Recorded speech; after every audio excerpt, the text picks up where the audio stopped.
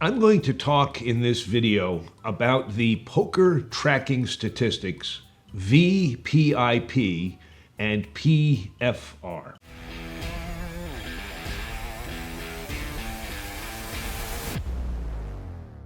But before I do, I want to present a little bit of poker history to put them in perspective. I promise this will be relevant. Back in the old days, before internet poker, players, that is thoughtful players, tended to size up the playing style of their opponents. We'd characterize them, adapt our play to exploit their playing proclivities. We did this without computers or the internet.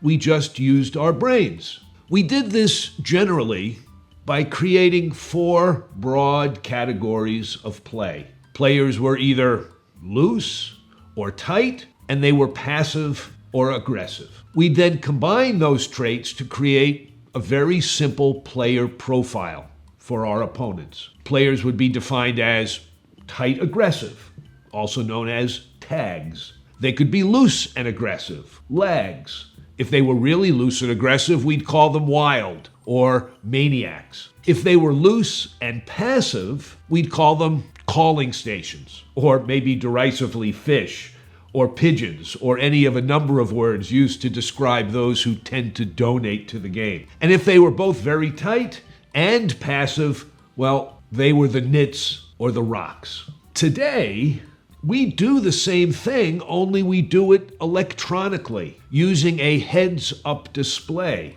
usually referred to by the acronym HUD, H-U-D. More precisely we do it, and more permanently. That's because we play against people on the internet and can track them specifically and precisely based exactly on how they have played their hands. This is known by the statistics VPIP and PFR. The first, VPIP, stands for Voluntarily Puts Money in the Pot. I suppose it should be VPMIP, but it's just VPIP. The second stands for pre-flop raise, PFR. Looked at together, these statistics give us a picture of the playing type of the person you are playing against.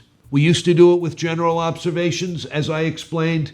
Now we do it statistically based on their actual playing history. VPIP is the percentage of the time a player puts money in the pot when it is not their blind, when they do so voluntarily. So, for example, if a player played very loosely, they might have a VPIP of 50, meaning they were in the pot other than in their blinds half the time, 50% of the time, folding the other half. If, on the other hand, they were exceedingly tight, they might have a VPIP of between 10 and 20, meaning they're in the hand, either with a call or a raise, 10 to 20% of the time.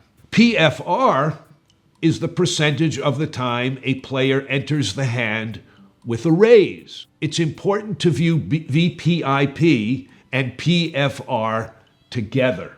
If a player has a very high VPIP, but a very low PFR, this means they tend to be loose and passive, what's known as a calling station.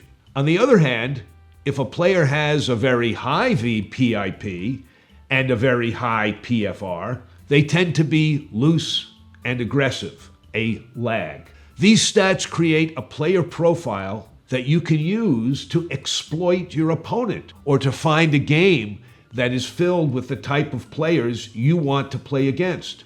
These stats are also useful as a tool for helping you size up your own game, as they can track your play. By looking at your own VPIP and PFR, you can sometimes correct a mistaken view about how tight, loose, passive, or aggressive you actually are. And this in turn can give you a more useful view of what your image at the table is to the other players. Remember, these statistics are tools with their own limitations.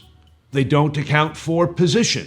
You might have an opponent who plays extremely narrow ranges in early position, but a huge range on the button, but their VIP is the average of that. It doesn't show that they play very differently in those two positions. Similarly, these stats don't show you how a player may have changed their style of play over time.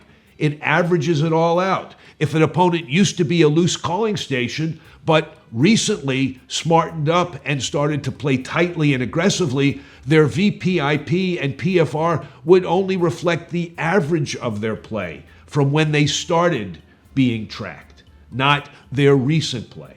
It's important that you not be a slave to these statistics. Use them judiciously and with an eye on the recent behavior you have actually seen at the table. That's the way to have VPIP and PFR stats work for you.